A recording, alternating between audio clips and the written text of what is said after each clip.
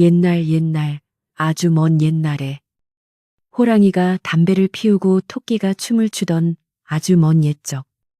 첩첩산중 깊은 골짜기에 사람들의 발길이 좀처럼 닿지 않는 작은 마을이 하나 숨어 있었습니다. 이 마을은 워낙 산세가 험하고 골이 깊어 겨울이 한번 찾아오면 봄이 올 때까지 눈이 녹지 않아 세상과 완전히 단절되곤 하는 곳이었습니다. 사방을 둘러봐도 보이는 것은 오로지 깎아지른 듯한 절벽과 하늘을 찌를 듯 솟아있는 늙은 소나무들 뿐이었으며 밤이 되면 짐승들의 울음소리가 바람결에 실려 내려와 어린아이들이 이불 속으로 깊이 숨어들게 만드는 그런 외진 곳이었습니다.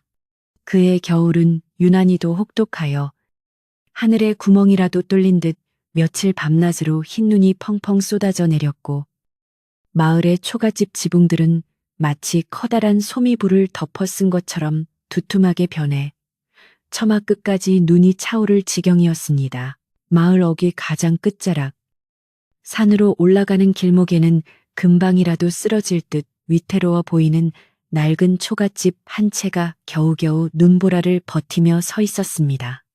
그 집은 벽 틈새가 갈라져 황소바람이 숭숭 들어왔고 문풍지는 세찬 바람에 파르르 떨며 구슬픈 소리를 내어 듣는 이의 마음을 더욱 시리게 만들었습니다.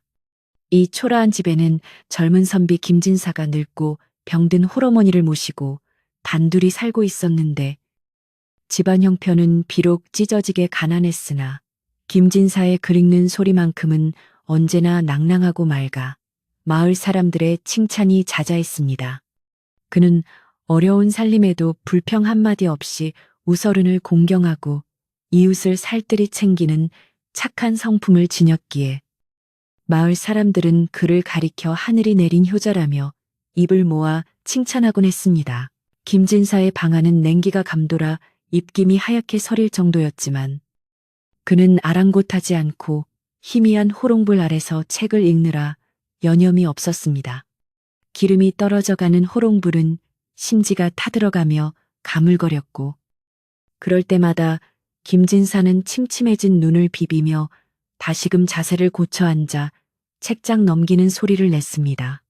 그가 읽고 있는 책은 낡아서 종이가 누렇게 변하고 모서리가 해진 것이었으나 김진사에게는 그 무엇과도 바꿀 수 없는 귀중한 보물이나 다름없었습니다. 그는 글 속에 담긴 성현들의 말씀을 되새기며 비록 지금은 가난하고 미약하지만 언젠가는 큰 뜻을 펼쳐 어머니를 편안하게 모시겠다는 다짐을 하루에도 수십 번씩 되뇌곤 했습니다. 차가운 윗목에는 얼음장이 깔린 듯 했으나 그의 가슴 속에는 뜨거운 열정이 타오르고 있어 추위를 잊게 했습니다. 그러나 김진사의 글 읽는 소리를 뚫고 들려오는 어머니의 기침 소리는 그의 마음을 날카로운 칼로 베는 듯 아프게 만들었습니다. 건너방에 누워 계신 어머니는 며칠 전부터 시작된 곱불이 점점 심해져 이제는 밤잠을 이루지 못할 정도로 기침을 토해내고 계셨고 그 소리는 얇은 벽을 넘어 김진사의 귓가에 쟁쟁하게 울렸습니다. 김진사는 읽던 책을 덮고 무거운 한숨을 내쉬며 자리에서 일어났는데 텅 빈 쌀독을 확인하고는 망연자실한 표정으로 부엌 한 구석에 털썩 주저앉고 말았습니다. 며칠째 죽 한 그릇 제대로 끓여드리지 못한 죄책감이 가슴을 짓눌렀고 어머니의 병세가 깊어지는데 약 한 첩 지어 올릴 수 없는 자신의 처지가 너무나 원망스럽고 비참하게 느껴졌습니다. 부엌 아궁이에는 싸늘하게 식은 재만 남아서 온기라고는 찾아볼 수 없었고 깜마저 바닥을 드러내어 당장 오늘 밤을 넘기기가 걱정스러운 상황이었습니다. 김진사는 부엌문 틈으로 새어 들어오는 눈보라를 바라보며 깊은 시름에 잠겼는데 밖에는 여전히 세찬 바람이 몰아치며 나뭇가지를 흔들어 대고 있었습니다. 마을의 다른 집들은 저녁밥 짓는 연기가 모락모락 피어오르고 구수한 냄새가 바람을 타고 넘어왔지만 김진사의 집 부엌은 썰렁하기 그지없어 마치 버려진 집처럼 적막감만이 감돌았습니다. 그는 줄인 배를 움켜쥐고 물 한 바가지를 떠서 벌컥벌컥 들이켰지만 속쓰림은 가시지 않고 오히려 차가운 물기운에 몸이 부르르 떨려왔습니다. 김진사는 어머니가 계신 방으로 조심스럽게 들어가 머리맡에 앉아 열로 붉게 달아오른 어머니의 이마를 짚어 보았습니다. 어머니의 피부는 불덩이처럼 뜨거웠고 거칠어진 숨소리는 불규칙하게 이어지고 있어 김진사의 애간장을 태우기에 충분했습니다. 어머니는 아들이 걱정할까봐 억지로 기침을 참으며 애써 미소를 지어 보이셨지만 그 모습이 오히려 김진사의 마음을 더욱 아프게 하여 눈시울을 붉게 만들었습니다. 어머니, 조금만 참으세요. 제가 어떻게든 약을 구해오겠습니다. 김진사는 어머니의 거친 손을 두 손으로 감싸쥐고 나직이 속삭였지만 그 말은 허공에 흩어지는 연기처럼 힘이 없었고 스스로에게도 확신을 주지 못했습니다. 이 깊은 산골에서 더욱이 눈이 허리까지 쌓인 이 엄동설 안에 약초를 구한다는 것은 그야말로 하늘의 별 따기나 다름없는 일이었습니다. 마을 의원도 며칠 전 폭설로 길이 막혀 읍내로 나간 뒤 돌아오지 못하고 있었고 이웃들에게 도움을 청하려 해도 모두가 겨우겨우 겨울을 나고 있는 형편이라 손을 벌리기가 염치 없었습니다. 하지만 김진사는 이대로 앉아서 어머니가 돌아가시는 것을 지켜볼 수만은 없다고 생각하며 어릴 적 아버지가 일러주셨던 깊은 산속의 약초 군락지를 떠올렸습니다. 그곳은 마을 사람들도 함부로 가지 않는 험한 곳이었지만 겨울에도 마르지 않는 신비한 약초가 자란다는 전설 같은 이야기가 전해져 내려오는 장소였습니다. 김진사는 잠시 망설였지만 어머니의 고통스러운 신음 소리를 듣자 더 이상 지체할 수 없다는 결단을 내리게 되었습니다.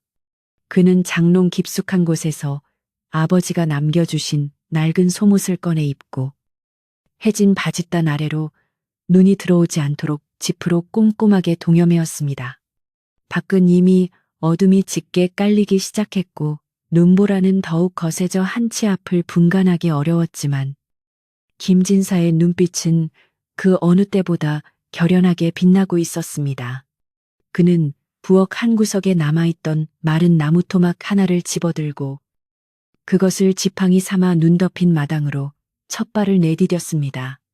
차가운 눈이 발목을 덮고 살을 내는 바람이 뺨을 때렸지만 효심 하나로 무장한 김진사의 발걸음을 멈추게 할 수는 없었습니다.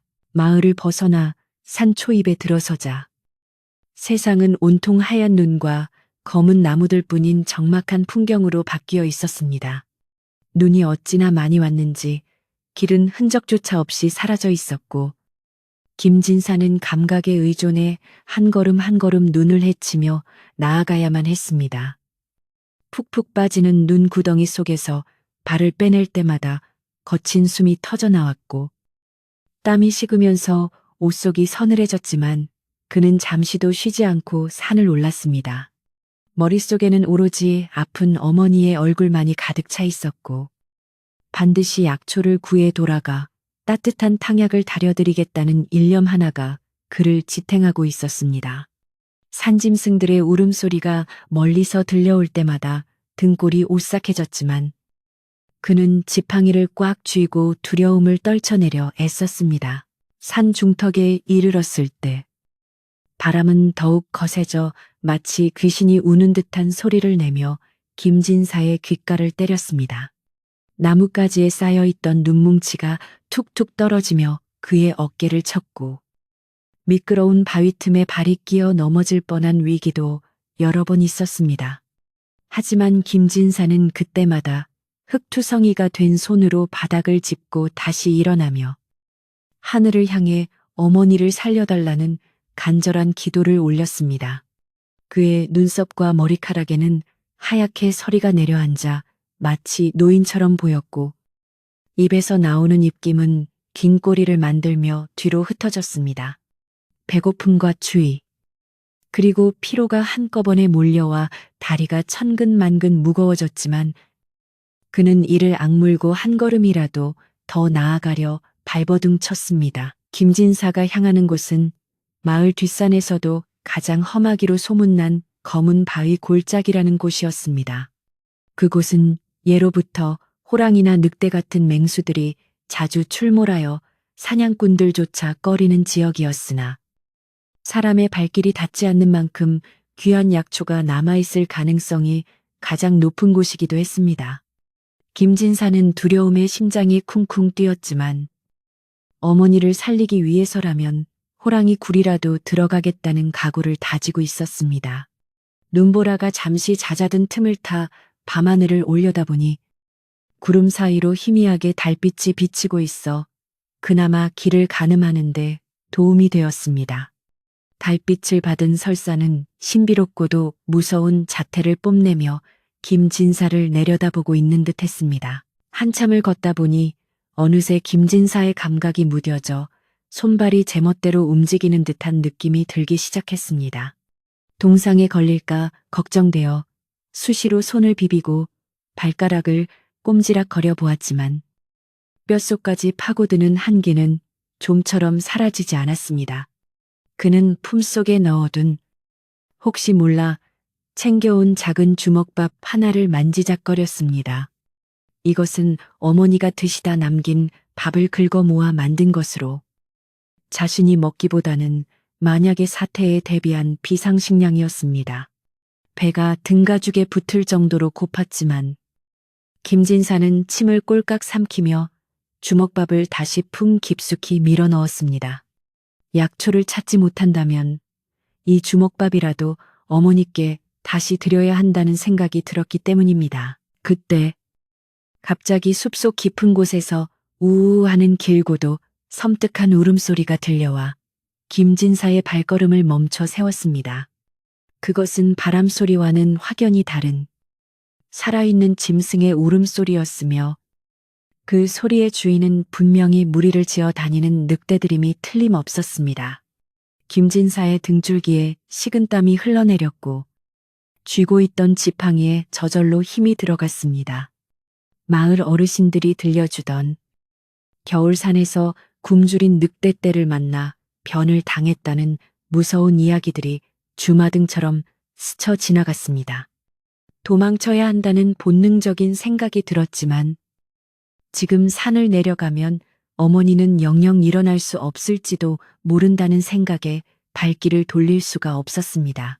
김진사는 크게 심호흡을 하며 마음을 다잡고 소리가 들려온 방향과는 반대쪽인 골짜기 위쪽으로 조심스럽게 발을 옮겼습니다.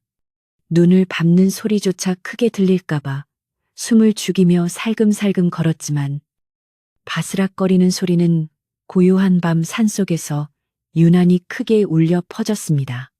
그는 주위를 두리번거리며 맹수의 그림자가 보이지 않는지 살폈고 나뭇가지가 흔들리는 것만 봐도 가슴이 철렁 내려앉았습니다.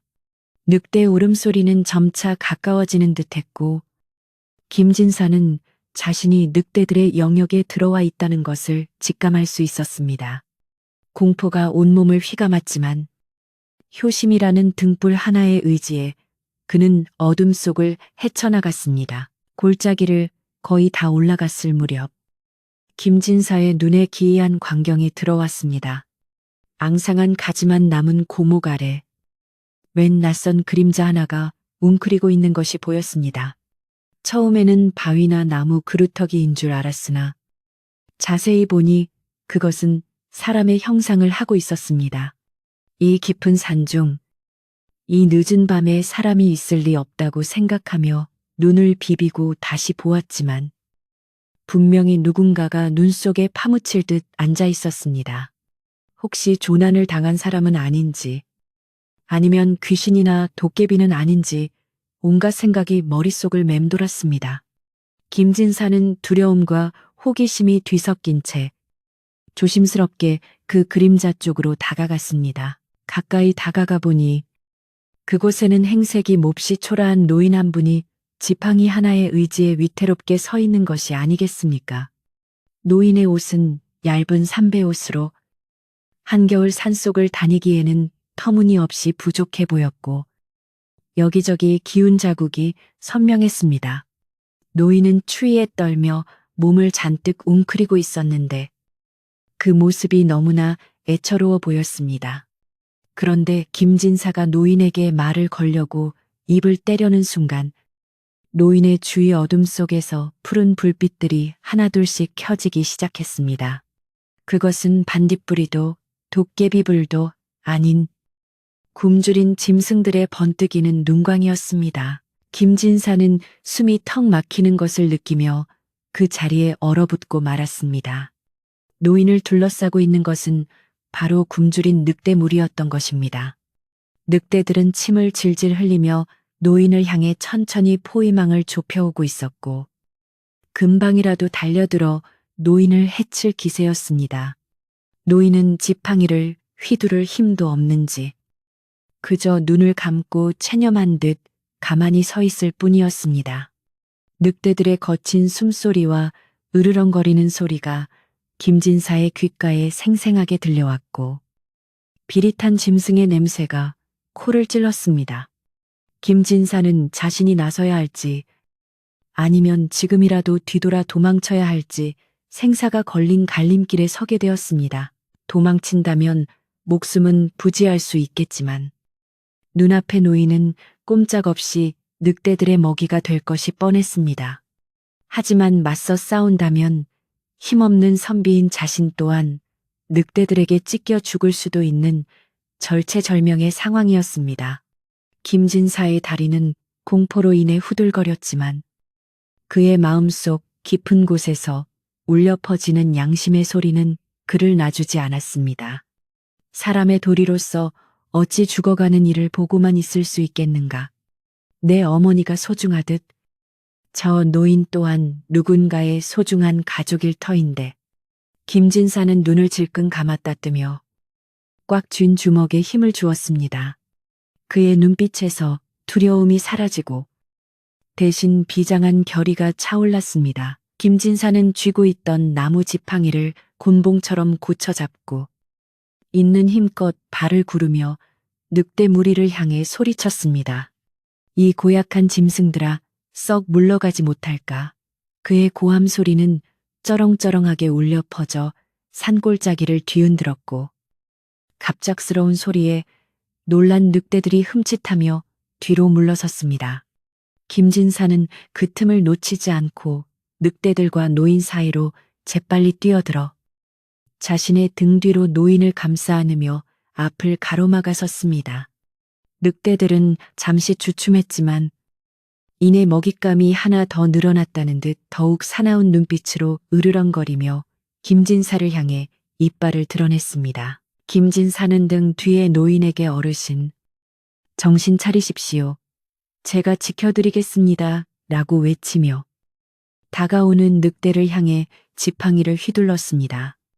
비록 무예를 익히지 못한 선비의 몸이었지만 약자를 보호하려는 그의 기세는 맹수들 앞에서도 꺾이지 않았습니다.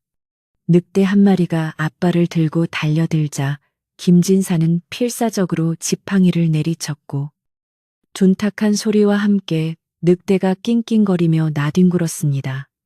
그러나 늑대의 수는 너무 많았고 그들은 호시탐탐 김진사의 빈틈을 노리며 주위를 빙빙 돌기 시작했습니다.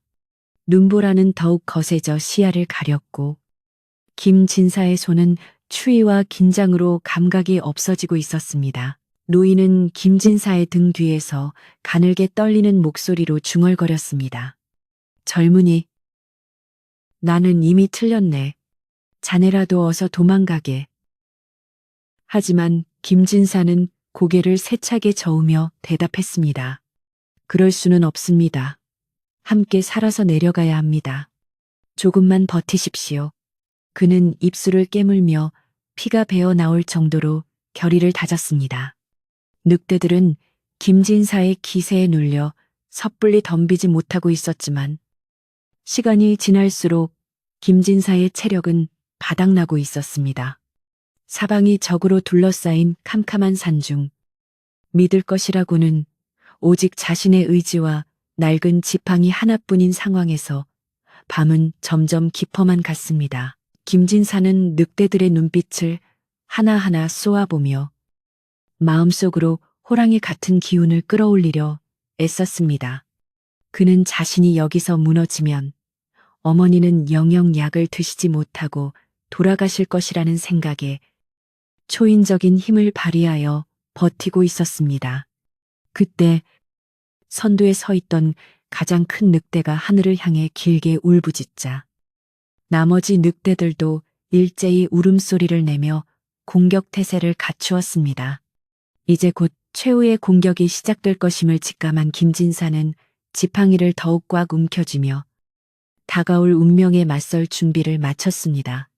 차가운 바람이 김진사의 옷자락을 펄럭이게 했고 눈 덮인 산은 숨죽이며 이 위태로운 대치 상황을 지켜보고 있었습니다. 김진사가 목이 터져라고 함을 치며 지팡이를 휘두르자 금방이라도 달려들 것 같던 늑대들이 기이하게도 멈칫하며 뒤로 물러서는 것이었습니다.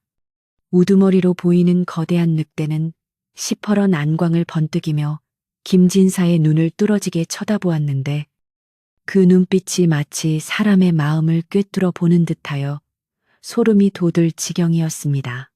김진사는 식은땀이 등을 타고 흘러내리는 와중에도 시선을 피하지 않고 늑대와 대치하였고 그의 손에 들린 낡은 지팡이는 쉴 새 없이 허공을 가르며 위협적인 소리를 내었습니다. 그렇게 숨막히는 정적이 잠시 흐른 뒤 우두머리 늑대가 낮게 으르렁거리며 고개를 돌리자 나머지 늑대들도 일제히 몸을 돌려 어둠 속으로 사라지기 시작했습니다. 마치 썰물이 빠져나가듯 순식간에 사라진 늑대들의 뒷모습을 보며 김진사는 다리에 힘이 풀려 그 자리에 주저앉고 말았습니다. 늑대들이 사라진 것을 확인한 김진사는 가쁜 숨을 몰아쉬며 뒤에 쓰러져 있는 노인을 급히 살폈습니다. 노인은 이미 의식을 잃은 듯 눈을 감고 있었고 몸은 마치 얼음장처럼 차갑게 식어 있어 생사가 불분명해 보였습니다. 김진사는 황급히 자신의 입고 있던 옷깃을 여며 노인의 몸을 덮어주려 했지만 불어닥치는 눈보라 앞에서는 역부족이었습니다. 이대로 있다가는 늑대가 다시 돌아오지 않더라도 추위에 얼어 죽을 것이 분명했기에 김진사는 서둘러 피할 곳을 찾아야만 했습니다. 그는 흐릿해져가는 정신을 붙잡고 주위를 둘러보았고 다행히 멀지 않은 곳에 커다란 바위 틈새로 형성된 작은 동굴 입구를 발견할 수 있었습니다. 김진사는 쓰러진 노인을 자신의 등에 업기 위해 안간힘을 썼는데 며칠을 굶은 몸이라 힘이 들어가지 않아 몇 번이나 비틀거려야 했습니다. 노인은 뼈만 남은 듯 앙상했지만 축 늘어진 몸무게는 천근만근처럼 느껴졌고 눈은 무릎까지 쌓여 발을 떼기조차 힘들었습니다. 하지만 김진사는 어머니를 업고 병원으로 뛰어가던 어린 시절의 기억을 떠올리며 젖먹던 힘까지 짜내어 노인을 업고 일어섰습니다. 한 걸음 내디딜 때마다 발이 눈 속 깊이 박혔고 매서운 바람이 그를 밀어내려 했지만 그는 이를 악물고 동굴을 향해 나아갔습니다. 거친 숨소리가 눈보라 소리에 묻혔고 그의 등 뒤에 엎인 노인의 차가운 숨결만이 그가 살아있음을 알려주고 있었습니다. 간신히 동굴 안으로 들어선 김진사는 노인을 바닥에 조심스럽게 내려놓고는 바닥에 쓰러져 거친 숨을 몰아쉬었습니다. 동굴 안은 밖보다는 바람이 덜했지만 여전히 냉기가 가득하여 입김이 하얗게 서릴 정도였습니다. 김진사는 쉴 틈도 없이 주위를 더듬어 마른 낙엽과 나뭇가지들을 긁어모았지만 불을 피울 도구가 없어 그저 바람을 막는 용도로 쌓아둘 수밖에 없었습니다. 그는 자신의 체온으로라도 노인을 녹여야겠다는 생각에 노인의 언손을 잡고 호우 입김을 불어넣으며 쉼없이 주물러 주었습니다. 시간이 얼마나 지났을까? 노인의 창백했던 얼굴에 조금씩 혈색이 돌아오기 시작했고 가늘게 떨리던 눈꺼풀이 서서히 들어 올려졌습니다. 깨어난 노인은 고맙다는 인사 대신 잔뜩 찌푸린 얼굴로 주위를 둘러보더니 대뜸 춥다며 투정을 부리기 시작했습니다. 여기가 어디란 말인가. 춥고 딱딱해서 도저히 누워 있을 수가 없구먼. 젊은이, 자네 겉옷 좀 벗어주게나. 내 뼈마디가 시려 견딜 수가 없어. 김진사는 순간 귀를 의심했습니다. 생명의 은인에게 고맙다는 말은커녕 영하의 날씨에 겉옷을 벗어 달라니 당황스럽기 그지없었습니다. 김진사 역시 얇은 속옷 하나로 버티고 있어 겉옷을 벗으면 당장이라도 동상에 걸릴 위기였기에 잠시 머뭇거리며 곤란한 표정을 지었습니다. 그러나 노인은 막무가내로 몸을 떨며 옷을 내놓으라고 재촉했고 그 모습이 너무나 애처로워 보였습니다. 김진사는 속으로 갈등했지만 어른을 공경하고 어려운 일을 돕는 것이 선비의 도리라는 평소의 신념을 저버릴 수 없었습니다. 그는 떨리는 손으로 자신의 낡은 겉옷 고름을 풀었고 살을 내는 듯한 찬 공기가 얇은 저고리 속으로 파고들자 온몸이 사시나무 떨듯 떨려왔습니다. 어르신, 이 옷이라도 덮고 계십시오. 많이 낡아서 따뜻할지 모르겠습니다. 김진사는 옷을 벗어 노인의 어깨에 덮어주었고 노인은 기다렸다는 듯이 옷을 낚아채어 몸에 칭칭 감았습니다. 옷을 빼앗긴 김진사는 구석에 웅크리고 앉아 무릎을 감싸 안으며 체온을 유지하려 애썼지만 뼛속까지 파고드는 한기는 어찌할 도리가 없었습니다. 노인은 김진사의 옷을 입고 한참을 웅크리고 있다가 이번에는 배가 고프다며 먹을 것을 달라고 보채기 시작했습니다. 에잉, 배가 고파서 잠이 오지 않는구먼. 젊은이, 뭐 먹을 것 좀 가지고 있는 게 없는가. 백가죽이 등가죽에 붙을 지경이야. 김진사는 품속에 고이 간직해둔 주먹밥 하나가 떠올랐습니다. 그것은 어머니가 드시다 남긴 밥을 모아 만든 것으로 자신이 조난을 당하거나 어머니께 드릴 약초를 구하지 못했을 때를 대비한 마지막 비상식량이었습니다. 김진사 또한 며칠을 굶어 배가 몹시 고팠기에 주먹밥 생각에 입안에 군침이 돌았지만 눈앞에 노인이 굶주림에 떠는 것을 보니 차마 모른 척할 수가 없었습니다. 김진사는 떨리는 손으로 품속 깊은 곳에서 차갑게 식은 주먹밥을 꺼내어 노인에게 내밀었습니다. 어르신, 가진 것이라곤 이 찬 주먹밥 한 덩이뿐입니다. 이거라도 드시고 기운을 차리십시오. 노인은 주먹밥을 보자마자 눈이 번쩍 뜨이더니 김진사의 손에서 낚아채다시피 가져가 허겁지겁 먹기 시작했습니다. 김진사는 그 모습을 바라보며 마른 침을 삼켰고 뱃속에서는 꼬르륵 소리가 요란하게 울려 퍼졌습니다. 노인은 김진사에게 한 입 권하지도 않고 순식간에 주먹밥을 먹어치웠고 입가에 묻은 밥풀 하나까지 혀로 핥아먹으며 아쉬운 듯 입맛을 다셨습니다. 김진사는 씁쓸한 미소를 지으며 노인이 배를 채운 것만으로도 다행이라고 스스로를 위로했습니다. 배를 채운 노인은 이제 편안해졌는지 등을 벽에 기대고 앉아 김진사를 빤히 쳐다보았습니다. 그리고는 또다시 무리한 부탁을 해왔습니다.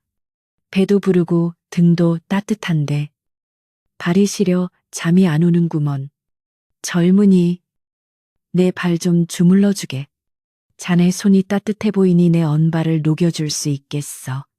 김진사는 하루 종일 산을 타느라 지칠 대로 지쳐 손가락 하나 까딱하기 힘든 상태였지만 노인의 부탁을 거절할 수 없어 힘겹게 몸을 일으켰습니다. 노인의 발은 흙투성이의 동상에 걸려 퉁퉁 부어 있었고 차갑기가 얼음장 같아서 만지기조차 조심스러웠습니다. 김진사는 자신의 차가운 손을 겨드랑이에 넣어 녹인 뒤 정성스럽게 노인의 발을 감싸주고 주무르기 시작했습니다. 어르신, 좀 시원하십니까? 아프시면 말씀하십시오. 그는 혹여나 노인이 아파할까봐 조심조심 혀를 눌러가며 마사지를 했지만 노인은 되려 짜증을 내며 투덜거렸습니다. 아이고, 그렇게 힘이 없어서야 어디 쓰겠나. 좀 더 꾹꾹 눌러보게 혹은 에이, 너무 아프지 않은가 살살 좀 하게라며 쉴 새 없이 잔소리를 해댔습니다. 김진사는 억울하고 야속한 마음이 들 법도 했지만 묵묵히 고개를 끄덕이며 노인의 비위를 맞추려 노력했습니다. 시간이 흐를수록 김진사의 손은 감각이 없어질 정도로 차가워졌고 팔은 떨어져 나갈 듯이 아팠습니다. 하지만 그는 어머니의 발을 주물러 들이던 때를 생각하며 눈앞의 노인을 자신의 아버지처럼 여기고 정성을 다했습니다. 노인의 발에 묻은 흙이 자신의 옷에 묻는 것도 개의치 않았고 코를 찌르는 냄새에도 얼굴 한번 찌푸리지 않았습니다. 김진사는 자신의 체온을 나누어 줌으로써 노인의 고통을 덜어줄 수 있다는 사실에 감사하며 마음속으로 인내심을 다지고 또 다졌습니다.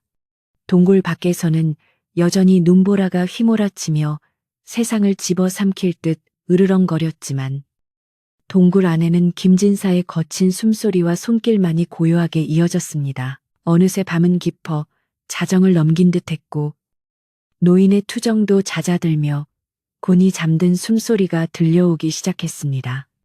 김진사는 그제야 주무르던 손을 멈추고 뻣뻣하게 굳은 허리를 펴며 긴 한숨을 내쉬었습니다.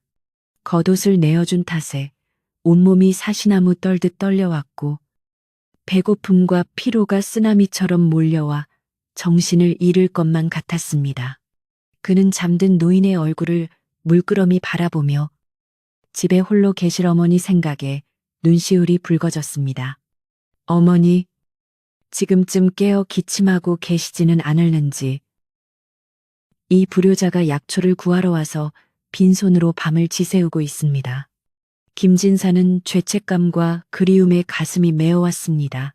동굴 입구로 다가가 밖을 내다보니 눈은 그칠 기미가 보이지 않고 오히려 더 거세게 쏟아지고 있었습니다. 이대로라면 날이 밝아도 산을 내려가는 길이 막힐까 걱정이 태산 같았습니다. 김진사는 차가운 바닥에 쪼그리고 앉아 무릎에 얼굴을 파묻고 잠시라도 눈을 붙이려 했지만 추위 때문에 도저히 잠을 이룰 수가 없었습니다. 그는 덜덜 떨리는 몸을 웅크리며 어머니가 불어주던 따뜻한 자장가를 마음속으로 흥얼거려 보았습니다. 그러자 얼어붙었던 마음에 조금이나마 온기가 도는 듯했고 힘든 상황을 버텨낼 작은 용기가 생겨났습니다. 그때 잠든 줄 알았던 노인이 잠꼬대처럼 웅얼거리는 소리가 들렸습니다. 허허, 참으로 미련한 놈이로고 제 몸 하나 건사하기도 힘든 주제에 남을 챙기다니. 김진사는 그 소리에 고개를 들어 노인을 바라보았지만 노인은 여전히 눈을 감고 깊은 잠에 빠져 있는 듯 했습니다.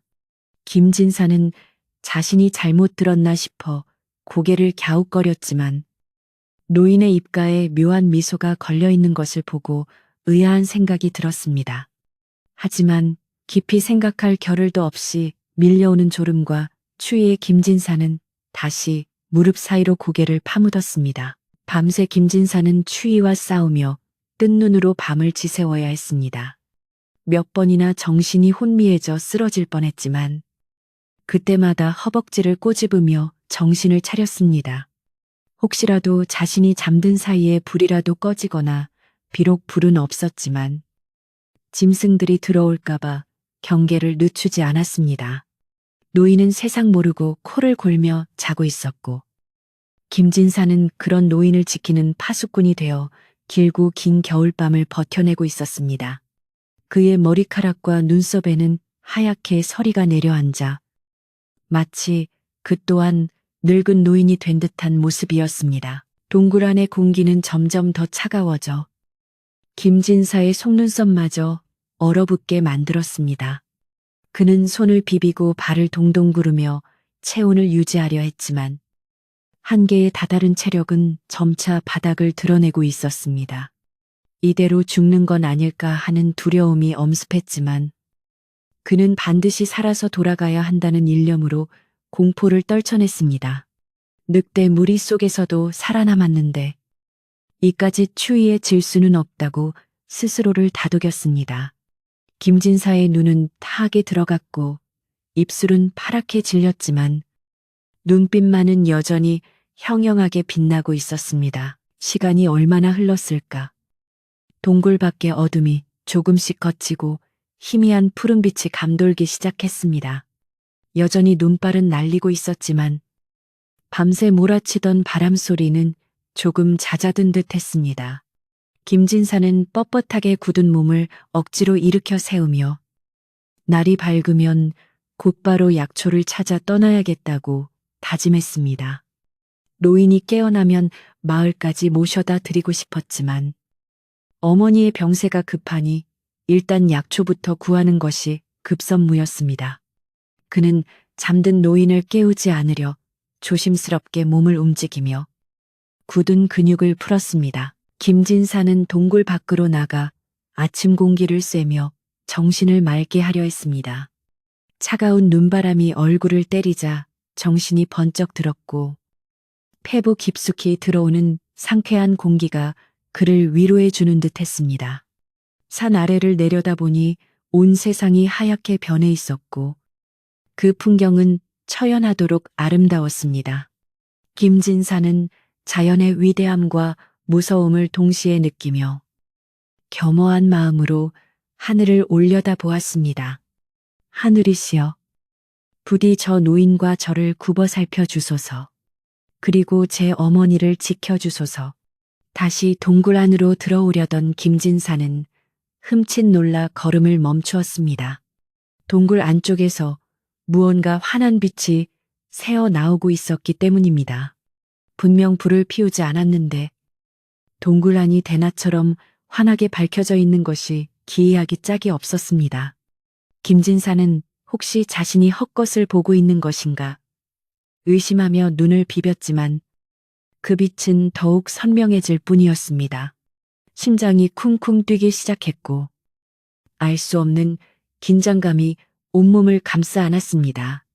그는 조심스럽게 발소리를 죽이며 동굴 안쪽을 향해 고개를 들이밀었습니다. 동굴 안의 풍경은 김진사가 상상했던 것과는 전혀 딴판으로 변해 있었습니다. 꼬질꼬질하던 노인은 온데간데 없고 그 자리에는 눈이 부시도록 하얀 도포를 입은 백발의 노인이 근엄한 표정으로 앉아 있었던 것입니다. 그 노인의 뒤로는 어제 보았던 늑대들이 얌전하게 엎드려 있었는데 그 모습이 마치 주인을 호위하는 충직한 개와 같았습니다. 김진사는 너무 놀라 입을 다물지 못하고 그 자리에 털썩 주저앉고 말았습니다. 이것이 꿈인지 생시인지 분간할 수 없는 상황에서 김진사는 멍하니 그 신비로운 광경을 바라만 볼 뿐이었습니다. 노인의 주변에는 향긋한 꽃향기가 감돌았고 밖의 추위가 무색하게 훈훈한 기운이 동굴 안을 가득 채우고 있었습니다. 김진사가 덮어드렸던 낡은 겉옷은 잘 개켜져 한쪽에 놓여 있었고 노인은 인자한 미소를 지으며 김진사를 바라보았습니다. 김진사, 간밤에 고생이 많았네. 노인의 목소리는 어제의 투정 부리던 목소리와는 달리 깊은 산의 울림처럼 중후하고 위엄이 있었습니다. 김진사는 본능적으로 눈앞의 존재가 평범한 사람이 아님을 깨닫고 황급히 자세를 고쳐 무릎을 꿇고 머리를 조아렸습니다. 어르신, 제가 눈이 어두워 몰라 뵈었습니다. 김진사의 목소리는 떨리고 있었지만 마음 한구석에는 알 수 없는 안도감이 피어올랐습니다. 어젯밤의 그 혹독한 시련들이 단순히 우연이 아니었음을 그리고 자신의 선택이 틀리지 않았음을 예감했기 때문입니다. 노인은 허어 웃으며 손짓으로 김진사를 가까이 불렀습니다.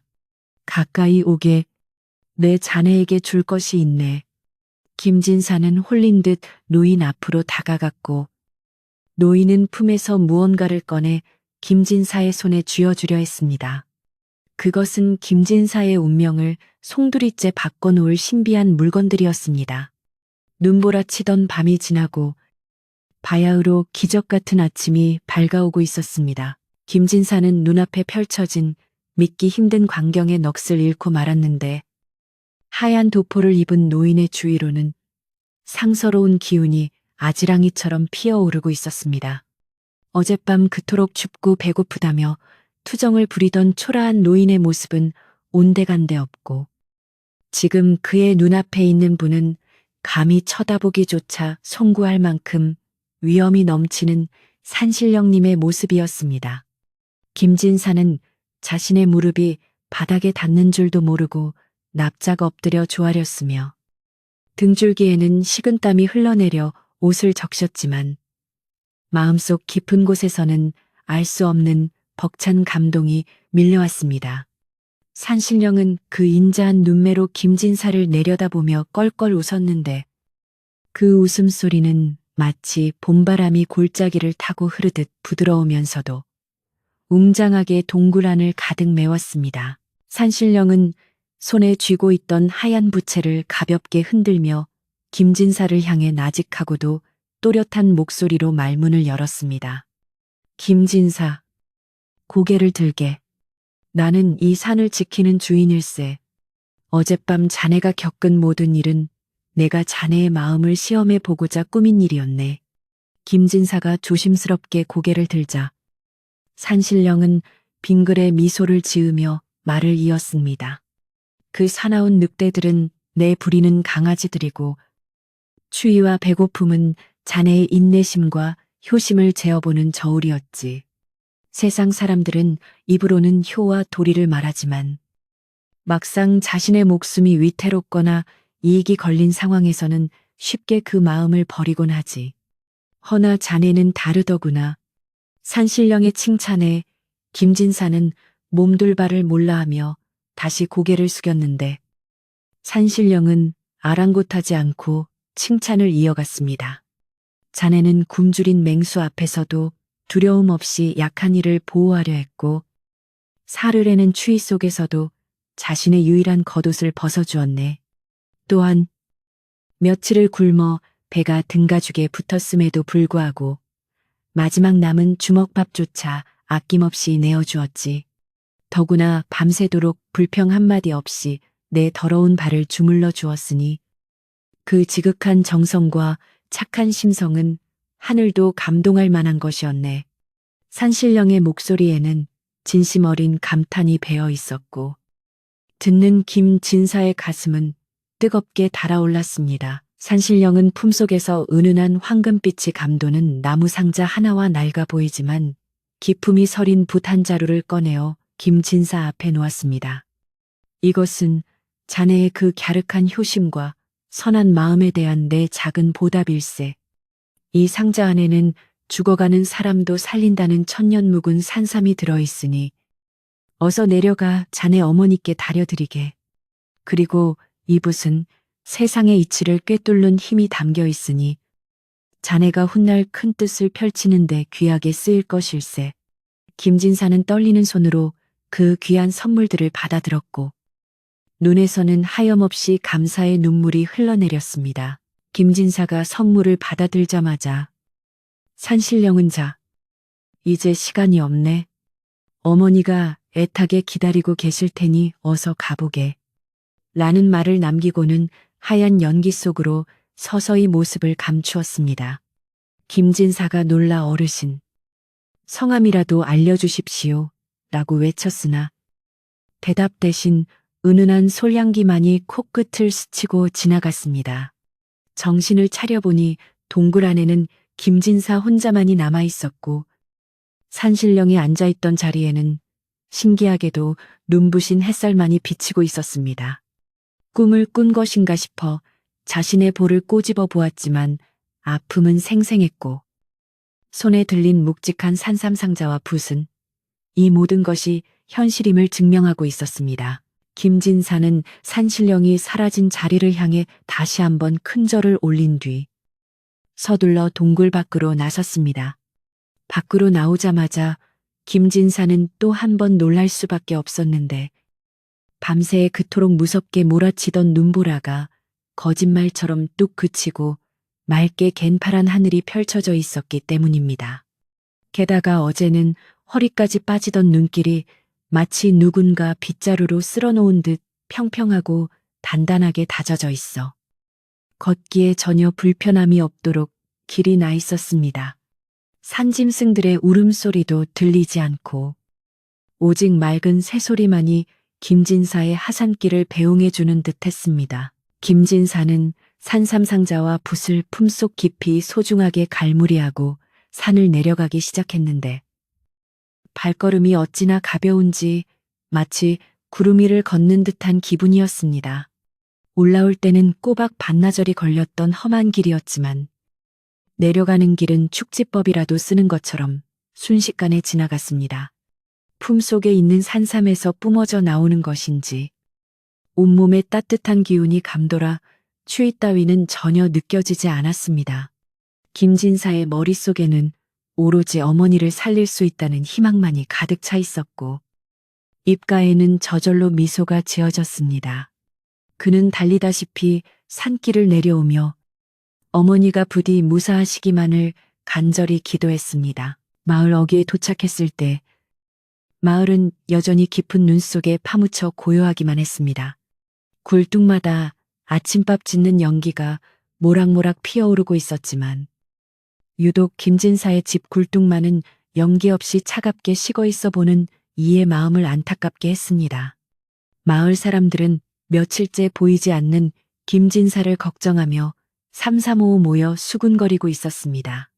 아이고, 김진사가 약초 캔다고 산에 갔다더니 소식이 없네. 이 엄동설 안에 산짐승 밥이나 되지 않았는지 모르겠어. 그러게 말이야. 효자도 좋지만 제 목숨 귀한 줄도 알아야지. 그 노모는 어쩌고. 사람들의 걱정 섞인 한숨 소리가 담장을 넘어 들려왔습니다. 그때 마을 입구에 김진사가 헐레벌떡 뛰어들어오는 모습이 보이자 눈을 치우던 이웃집 박씨가 눈을 동그랗게 뜨고 소리쳤습니다. 아니, 저기 오는 게 김진사 아닌가, 여보게들. 김진사가 살아서 돌아왔어.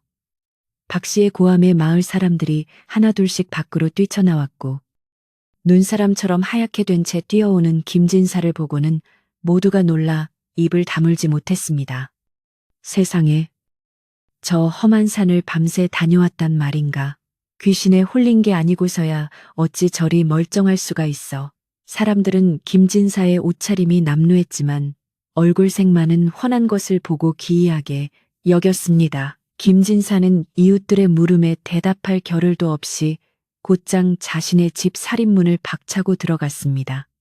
마당에는 아무도 밟지 않은 눈이 그대로 쌓여 있었고 적막감이 감도는 집안 풍경에 가슴이 철렁 내려앉았습니다.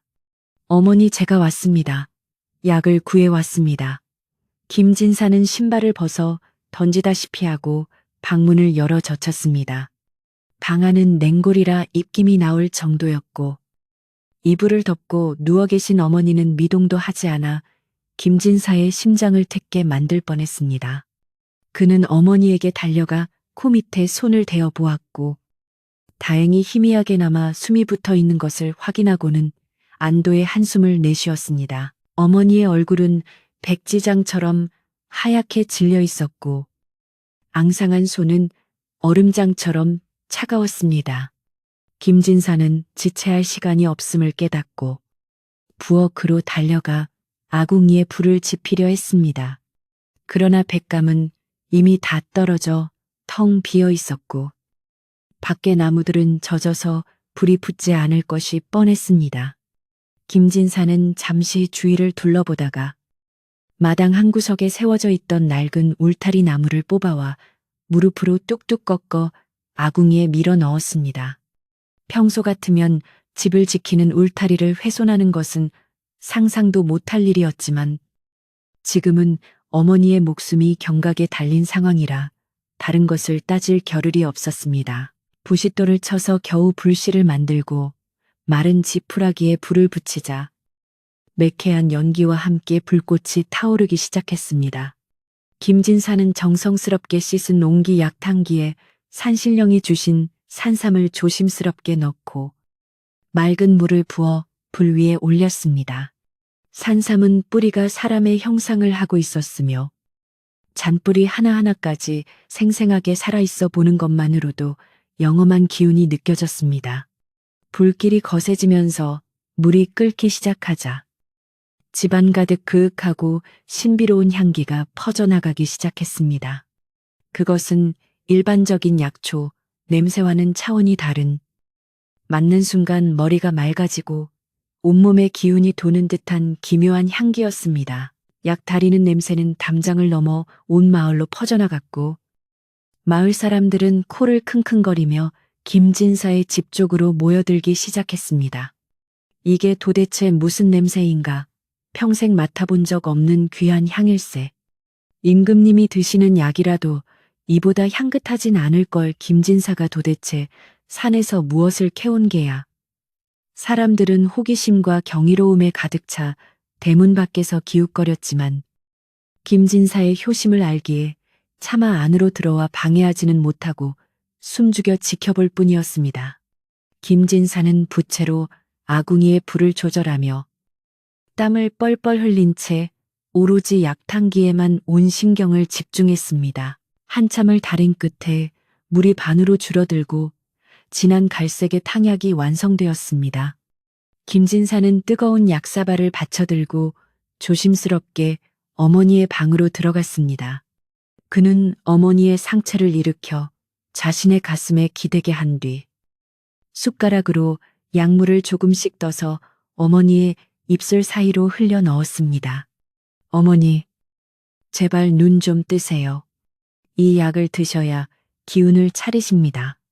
처음에는 약을 삼키지 못하고 흘려보내던 어머니의 목에 꿀꺽하는 소리가 들리자 김진사는 눈물을 글썽이며 계속해서 약을 먹였습니다. 한 숟가락, 두 숟가락. 약이 들어갈수록 어머니의 창백하던 얼굴에 조금씩 화색이 돌기 시작하는 것 같았습니다. 마지막 한 방울까지 남김없이 먹인 김진사는 어머니를 다시 자리에 눕혀드리고 머리맡에 앉아 어머니의 손을 꼭 잡고 반응을 기다렸습니다. 긴장된 침묵이 흐르는 방 안에서 김진사의 심장 소리만이 쿵쿵 크게 울렸습니다. 밖에서 기다리던 마을 사람들도 숨을 죽인 채 김진사의 집을 주시하고 있었습니다. 잠시 후 어머니의 눈꺼풀이 파르르 떨리더니 깊은 숨을 내쉬는 소리가 들렸습니다. 그리고 기적처럼 어머니가 천천히 눈을 뜨셨습니다. 아가, 어디 갔다가 이제 온 게냐. 가늘지만 분명한 어머니의 목소리에 김진사는 어머니하고 외치며 어머니의 품에 얼굴을 묻고 오열했습니다. 어머니가 깨어났다는 소식이 전해지자 밖에서 기다리던 마을 사람들도 일제히 환호성을 질렀습니다.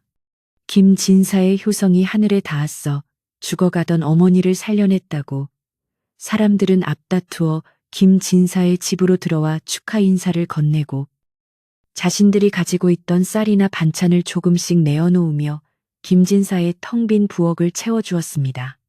그날 밤 김진사의 집에서는 오랜만에 웃음꽃이 피어났고 따뜻한 온기가 방 안 가득 채워졌습니다. 산신령이 준 산삼의 효능은 실로 놀라워서 어머니는 자리에서 일어나 앉아 죽을 드실 정도로 기력을 회복하셨습니다. 하지만 이야기는 여기서 끝이 아니었습니다. 산신령이 준 또 다른 선물, 그 낡은 붓의 신비한 능력이 아직 남아있었기 때문입니다. 어머니가 잠드신 늦은 밤, 김진사는 호롱불 아래 앉아 산신령이 주신 붓을 꺼내 들었습니다. 붓대는 검은 대나무로 만들어져 있었고 붓털은 윤기가 흐르는 것이 범상치 않아 보였습니다. 김진사가 먹을 갈아 붓에 적신 뒤 종이 위에 첫 획을 긋는 순간 붓 끝에서 은은한 빛이 뿜어져 나오며 글자가 마치 살아 움직이는 듯 꿈틀거리는 것이 아니겠습니까? 김진사는 놀란 눈으로 자신이 쓴 글자를 바라보았고 그 글 속에는 세상의 이치가 담겨 있는 듯 깊고 오묘한 기운이 서려 있었습니다. 김진사는 붓을 잡은 손에 전해지는 짜릿한 전율을 느끼며 밤이 새도록 글을 써 내려갔습니다. 그가 글을 쓸 때마다 머릿속이 맑아지고 예전에는 이해하지 못했던 어려운 경전의 구절들이 술술 풀려나가는 기이한 경험을 하게 되었습니다. 이 붓은 단순한 필기구가 아니라 김진사의 학문을 완성하고 그를 세상 밖으로 이끌어줄 열쇠였던 것입니다. 창밖에는 다시금 눈이 내리기 시작했지만 김진사의 방안은 학문에 대한 열정과 희망으로 뜨겁게 타오르고 있었습니다. 이제 김진사 앞에는 가난한 산골 선비가 아닌 나라의 동량이 될 큰 길이 펼쳐지고 있었던 것입니다. 어머니의 병환이 씻은 듯이 났고 집안에 다시 온기가 돌기 시작하자 김진사의 글 읽는 소리는 예전보다 더욱 힘차고 낭낭하게 울려 퍼졌습니다. 신기하게도 산신령님이 주신 붓을 잡고 글을 쓸 때면 머릿속에 안개가 걷히듯 복잡한 이치들이 명쾌하게 정리되었고 한 번 본 문장은 결코 잊어버리지 않는 총기가 생겨났습니다. 그 붓은 김진사의 손끝에서 마치 살아있는 생물처럼 움직였으며 먹을 찍어 종이 위에 댈 때마다 그윽한 소량기가 방 안 가득 피어올라 마음을 차분하게 가라앉혀 주었습니다.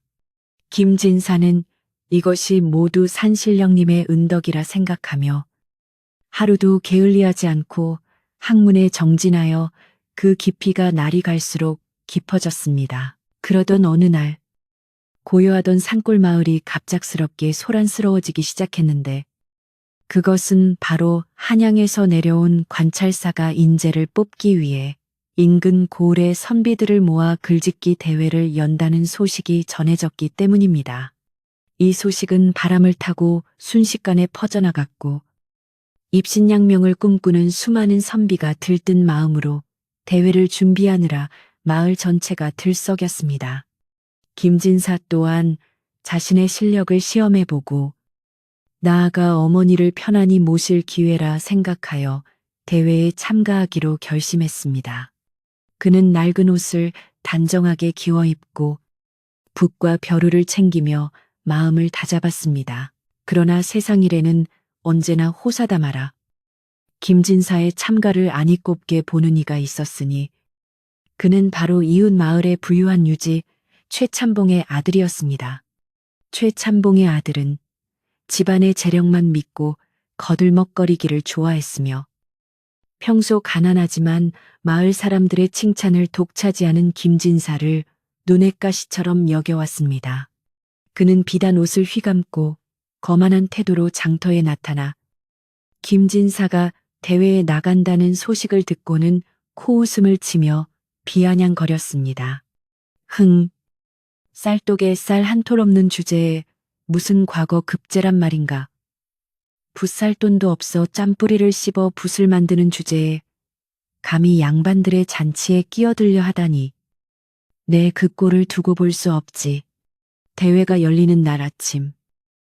읍내 관아의 넓은 마당에는 인근 각지에서 몰려든 선비들로 인산인해를 이루었습니다. 형형색색의 비단 도포를 입은 선비들 사이에서 무명옷을 입고 갓조차 낡아 찌그러진 김진사의 모습은 단연 눈에 띄게 초라해 보였습니다. 최참봉 아들은 자신의 패거리를 이끌고 김진사에게 다가와 짐짓 걱정하는 척하며 큰 소리로 망신을 주었습니다. 여보게 김진사. 자네 옷에서 나는 퀴퀴한 곰팡이 냄새 때문에 내 시상이 다 달아날 지경일세. 먹갈물이나 제대로 챙겨왔는지 모르겠네 그려.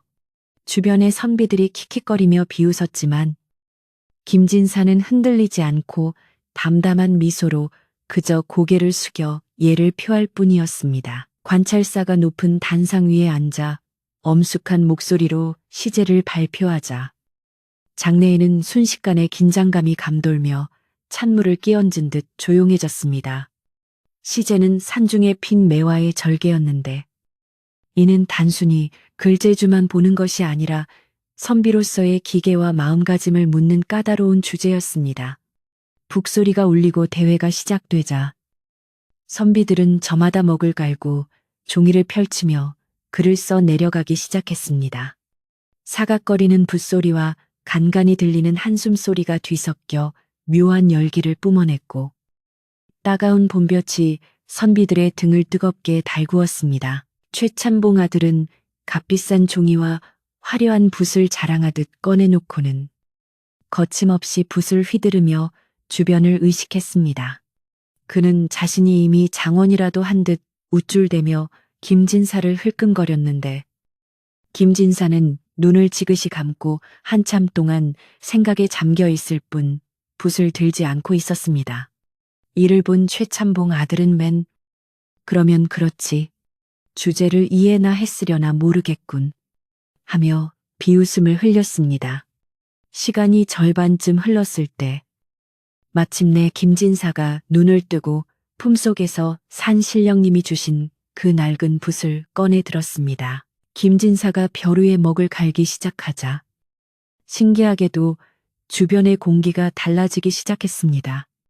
그가 먹을 까는 소리는 맑은 계곡 물소리처럼 청아하게 울려 퍼졌고 먹에서 풍겨나오는 그윽한 소량기가 바람을 타고 대회장 전체로 은은하게 퍼져나갔습니다. 글을 쓰던 다른 선비들도 붓을 멈추고 킁킁거리며 이게 무슨 향기인가 머리가 맑아지는 듯하네 하며 두리번거렸습니다. 관찰사 또한 그 기이한 향기에 눈을 크게 뜨고 단상 아래를 주시했는데 그 향기의 근원이 바로 김진사의 자리임을 직감하고 흥미로운 눈빛을 보냈습니다. 김진사는 주위의 시선에도 아랑곳하지 않고 호흡을 가다듬은 뒤 붓을 들어 종이 위에 글을 쓰기 시작했습니다. 그의 붓눌림은 마치 춤을 추는 학처럼 우아하면서도 먹이를 채가는 매처럼 힘이 넘쳤습니다. 붓끝이 종이에 닿을 때마다 살아있는 듯한 글자들이 꿈틀거리며 피어났고 그 모습은 보는 이들의 넋을 잃게 만들 정도로 아름다웠습니다. 최참봉 아들은 김진사의 기세에 눌려 입을 떡 벌린 채 멍하니 바라보았고 자신이 쓴 글이 갑자기 초라하게 느껴져 얼굴이 불그락푸르락 달아올랐습니다. 마침내 대회가 끝나고 심사의 시간이 다가왔습니다. 관찰사는 선비들이 제출한 시를 하나하나 꼼꼼하게 읽어보았는데 대부분 형식에만 치우치거나 화려한 미사여구만 늘어놓은 것들이라 고개를 갸웃거렸습니다. 최참봉 아들의 시를 읽을 때는 재주는 있으나 마음이 담기지 않았구나 하며 혀를 차기도 했습니다. 그러다 마침내 김진사의 시를 집어든 관찰사의 눈이 번쩍 뜨였습니다. 종이에서 뿜어져 나오는 기운이 예사롭지 않았을 뿐만 아니라 그 문장 하나하나가 절절한 충심과 고고한 절개를 노래하고 있어 읽는 이의 가슴을 울렸기 때문입니다. 관찰사는 자리에서 벌떡 일어나 떨리는 목소리로 김진사의 시를 낭독했습니다. 눈보라치는 산속에서도 굴하지 않고 피어나는 매화여. 그 향기 천리를 가니 누구를 위한 붉은 마음인가. 낭독이 끝나자 장내에는 잠시 정적이 흘렀고 이내 곳곳에서 탄식과 감탄이 터져 나왔습니다. 콧대 높던 선비들도 김진사를 비웃던 구경꾼들도 모두 숙연해져 김진사를 바라보았습니다. 그것은 단순히 글을 잘 쓴 것이 아니라 글 속에 글쓴이의 고결한 인품이 그대로 녹아 있었기 때문입니다. 관찰사는 김진사를 단상 위로 불러 올리며 크게 칭찬했습니다. 내 수많은 글을 읽어보았으나 이토록 맑고 힘있는 문장은 처음 보네. 자네의 글에서는 산의 정기와 꺾이지 않는 선비의 기계가 느껴지는구먼. 이름이 무엇인가? 김진사가 공손하게 이름을 밝히자 관찰사는 고개를 끄덕이며 말했습니다. 김진사, 자네야말로 진정한 이 고을의 인재일세. 이번 과거 시험에 청구할 테니 한양으로 올라가 큰 뜻을 펼쳐보게. 관찰사의 파격적인 제안에 김진사는 감격하여 눈물을 흘리며 큰절을 올렸습니다. 이 광경을 지켜보던 최참봉 아들은 쥐구멍이라도 찾고 싶은 심정이었습니다. 자신이 가진 비싼 붓과 종이, 그리고 화려한 옷은 김진사의 낡은 붓과 진심 어린 글 앞에서 아무런 빛을 발하지 못했기 때문입니다. 그는 부끄러움에 얼굴을 들지 못하고 슬금슬금 뒷걸음질쳐 군중 속으로 사라졌고, 사람들은 그런 그를 보며 손가락질하며 수군거렸습니다. 돈으로 학문을 살 수는 없는 법이지. 역시 사람은 겉모습만 보고 판단해서는 안 돼. 김진사의 통쾌한 승리에 마을 사람들은 마치 자기 일처럼 기뻐하며 환호성을 질렀습니다. 며칠 후, 김진사는 마을 사람들의 열렬한 배웅을 받으며 한양으로 떠나는 길에 올랐습니다. 어머니는 정성껏 마련한 보찜을 아들의 어깨에 메어주며 눈물을 훔치셨고, 김진사는 어머니의 손을 꼭 잡고 반드시 장원급제하여 돌아오겠다고 다짐했습니다. 산신령님이 주신 붓을 품에 안고 걷는 그의 발걸음은 그 어느 때보다 당당하고 힘찼습니다. 험준한 산맥을 넘고 물을 건너 한양에 도착한 김진사는 전국에서 모여든 쟁쟁한 인재들과 함께 과거 시험장인 과장에 들어섰습니다. 과거 시험 당일, 임금님이 직접 참관하는 가운데 시제가 내려졌습니다. 김진사는 긴장되는 마음을 가라앉히며 먹을 갈았고, 다시 한번 산신령님의 붓이 그 위력을 발휘하기 시작했습니다. 붓은 거침없이 종이 위를 달렸고, 김진사는 백성들의 고단한 삶과 나라를 걱정하는 마음을 담아 일필이지로 답안을 작성했습니다. 그의 글씨는 힘이 넘치면서도 우아했고, 문장은 막힘이 없었으며, 논리는 정연하여 그 누구도 반박할 수 없는 완벽한 글이었습니다. 시험관들은 김진사의 답안지를 돌려보며 감탄을 금치 못했습니다. 채점이 끝나고 합격자를 발표하는 방방례가 열리던 날, 궁궐 앞에는 수많은 인파가 몰려들었습니다. 고막을 울리는 북소리와 함께 합격자의 이름이 하나씩 호명되었고, 마침내 가장 마지막에 가장 큰 목소리로 장원 급제자의 이름이 불렸습니다. 장원, 강원도 산골의 김진사. 그 소리가 울려 퍼지자 김진사는 벅찬 가슴을 부여잡고 임금님 앞으로 나아갔습니다. 임금님은 김진사의 글을 극찬하며 어사화를 머리에 꽂아주었고, 김진사는 엎드려 성은에 감사했습니다. 김진사가 어사화를 꽂고 말을 타고 거리를 행진하자 한양 백성들이 거리로 쏟아져 나와 꽃가루를 뿌리며 환호했습니다. 가난한 산골 선비가 하루아침에 나라의 으뜸인재가 된 이야기는 장안의 화제가 되었고, 사람들은 그의 효심과 실력을 칭송했습니다. 김진사는 화려한 금이 환양의 행렬 속에서도 우쭐하지 않고 오직 고향에 계신 어머니와 자신을 도와준 산신령님을 생각했습니다.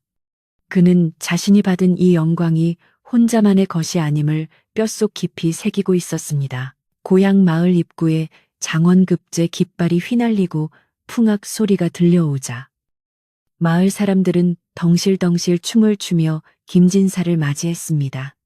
어머니는 버선발로 뛰어나와 아들을 얼싸안았고, 두 모자는 기쁨의 눈물을 흘리며 제외했습니다. 마을 잔치가 벌어지고 돼지를 잡고 떡을 치는 소리가 골짜기를 메웠습니다. 최참봉과 그 아들도 김진사 앞에 찾아와 무릎을 꿇고 지난날의 잘못을 빌었는데, 김진사는 그들을 너그럽게 용서하고 일으켜 세우며 술 한 잔을 권했습니다. 지난 일은 잊으시게나 다 같이 잘 살아보세.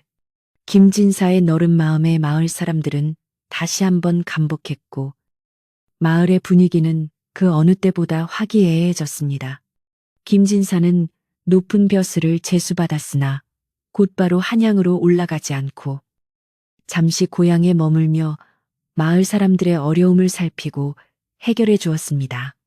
억울한 일을 당한 사람의 사연을 들어주고 가난한 이들에게 자신의 녹봉을 나누어 주니 온 고을이 그를 칭송하며 따랐습니다. 험한 산골 마을의 평화와 웃음이 가득 차오르기 시작했습니다. 그날 밤 마을 잔치가 끝나고 모두가 돌아간 뒤 김진사는 조용히 뒷마당으로 나가 밤하늘을 올려다보았습니다. 둥근 보름달이 환하게 산골짜기를 비추고 있었고 어디선가 우우 하는 늑대 울음소리가 희미하게 들려왔습니다. 예전에는 공포의 대상이었던 그 소리가 이제는 마치 산신령님이 보내는 축하 인사처럼 정겹게 들렸습니다. 김진사는 산 쪽을 향해 깊이 고개를 숙이며 초심을 잃지 않고 백성을 위한 좋은 관리가 되겠노라고 다시 한번 다짐했습니다. 밤바람이 시원하게 불어와 그의 뜨거운 이마를 식혀주었습니다. 화려했던 잔치가 끝나고 마을에 다시 고요한 평화가 찾아왔지만 그 평화는 예전의 적막함과는 결이 다른 따스하고 활기찬 기운이었습니다. 장원급제라는 큰 경사를 맞이했음에도 김진사는 곧바로 벼슬길에 올라 한양으로 떠나는 대신 어머니의 건강을 살피고 그동안 돌보지 못했던 집안과 마을 일을 정리하기 위해 당분간 고향에 머물기로 했습니다. 그는 가장 먼저 무너져가던 자신의 초가집을 손보았는데 화려한 기와집으로 새로 짓는 대신 구멍난 지붕을 튼튼한 볏짚으로 엮어 덮고 갈라진 벽 틈을 황토로 꼼꼼하게 메워 바람이 들지 않도록 고치는 것으로 만족했습니다. 사람들은 김진사가 벼슬아치가 되었으니 으리으리한 집을 지을 것이라 예상했지만 그는 어머니와 단둘이 살기에 이만하면 족하다며 소박한 웃음을 지을 뿐이었습니다. 김진사의 이러한 겸손한 태도는 마을 사람들의 마음을 더욱 깊이 감동시켰고 마을 분위기 전체를 바꾸어 놓는 계기가 되었습니다. 예전 같으면 서로 자기 몫을 챙기기에 바빠 이웃의 어려움을 모른 척하던 사람들도 김진사를 본받아 서로 돕고 나누는 미덕을 실천하기 시작한 것입니다. 김진사는 산신령님이 주신 지혜로운 붓으로 마을의 대소사를 처리해 주었는데 억울한 일을 당한 사람에게는 명쾌한 해결책이 담긴 글을 써주었고 가난하여 관아에 호소하지 못하는 이들을 대신해 탄원서를 작성해 주기도 했습니다.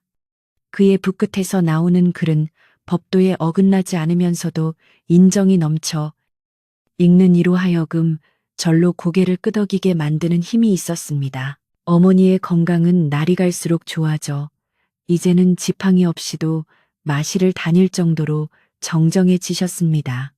산삼의 영험한 기운이 몸속 깊이 스며든 덕분인지 어머니의 얼굴에서는 주름살이 펴지고 검버섯이 사라져 마치 10년은 젊어지신 듯 했습니다. 어머니는 아들이 장원 급제한 것보다도 마을 사람들이 아들을 존경하고 따르는 모습을 보는 것을 더 큰 기쁨으로 여기셨습니다. 그녀는 텃밭에서 가꾼 채소를 이웃들과 나누고 틈날 때마다 동네 아이들을 불러 모아 옛날 이야기를 들려주며 사랑방 할머니로서의 역할을 톡톡히 해내셨습니다. 김진사의 집된 마루에는 언제나 이웃들이 가져다 준 옥수수나 감자 같은 간식거리가 수북하게 쌓여 있어 인심이 넘쳐났습니다. 어느 맑은 날 아침, 김진사는 어머니에게 잠시 다녀올 곳이 있다며 채비를 갖추고 집을 나섰습니다. 그가 향한 곳은 다름 아닌 지난 겨울 늑대떼를 만나고 산신령님을 배웠던 그 깊은 산골짜기 동굴이었습니다. 이제는 눈이 모두 녹고 진달래와 철쭉이 만발하여 온 산이 붉게 물들어 있었지만 김진사의 기억 속에는 그날 밤의 눈보라와 추위가 여전히 생생하게 남아 있었습니다. 그는 험한 산길을 오르며 그때의 절박했던 심정과 두려움을 무릅쓰고 노인을 구하려 했던 순간들을 하나하나 되새겨 보았습니다. 지금의 영광이 오롯이 자신의 능력이 아니라 하늘이 내린 시험을 통과하여 얻은 축복임을 잊지 않기 위해서였습니다. 한참을 걸어 마침내 그 바위 동굴 앞에 도착한 김진사는 감회에 젖어 주위를 둘러보았습니다. 앙상했던 고목에는 푸른 새잎이 돋아나 있었고 늑대들이 으르렁거리던 자리에는 다람쥐들이 도토리를 주우며 평화롭게 뛰어놀고 있었습니다. 동굴 안은 비어 있었지만 김진사에게는 여전히 산신령님의 온화한 미소와 따뜻한 기운이 남아있는 듯 느껴졌습니다. 그는 준비해온 깨끗한 술 한 병과 정성껏 쓴 감사의 편지를 동굴 한가운데 있는 평평한 바위 위에 올려놓았습니다.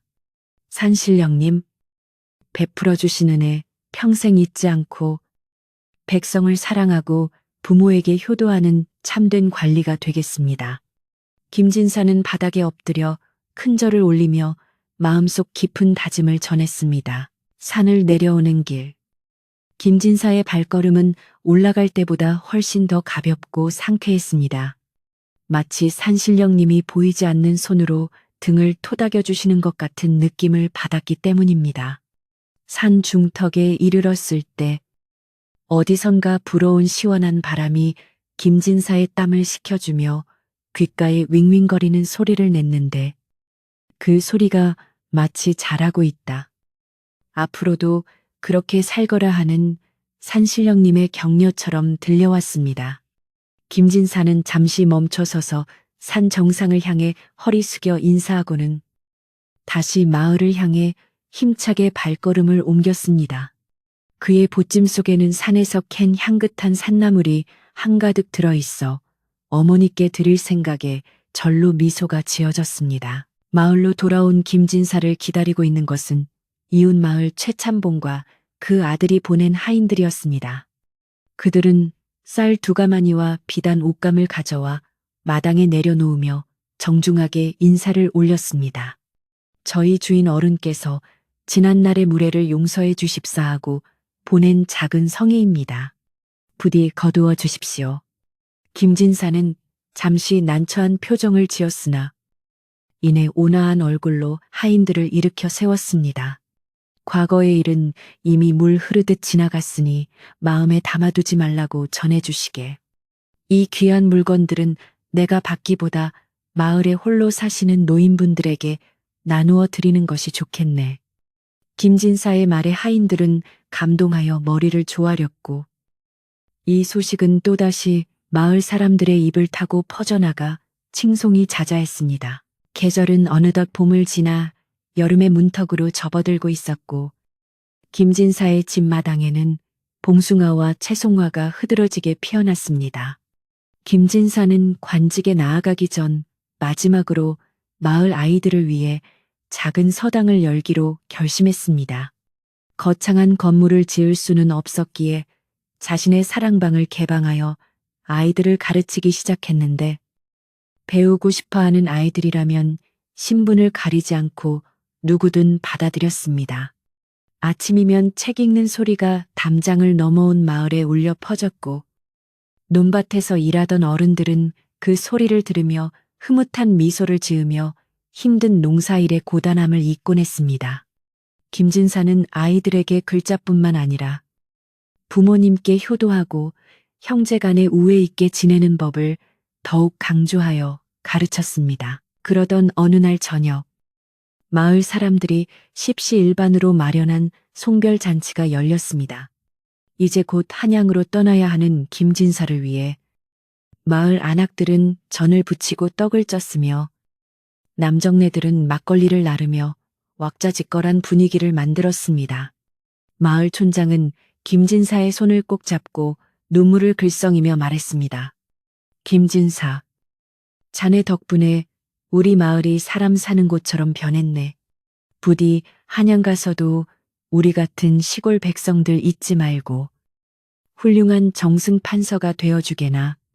김진사는 마을 사람들의 따뜻한 마음을 가슴 깊이 새기며 고향을 떠나서도 초심을 잃지 않겠다고 거듭 약속했습니다.